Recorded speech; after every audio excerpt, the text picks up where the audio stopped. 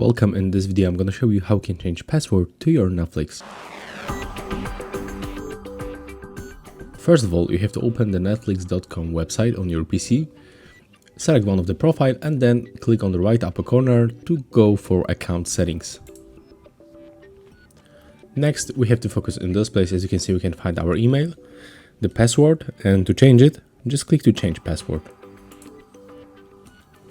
Right now we have to input your current password, and then to switch, select the new password and re-enter to confirm. And that's also option to sign out all of your devices like TV, mobile, and there's also the PC application like this one. And after you input everything right here, just click to save. And as you can see, that's all for this video. Hope you like it. Remember to leave a like, comment and subscribe to our channel.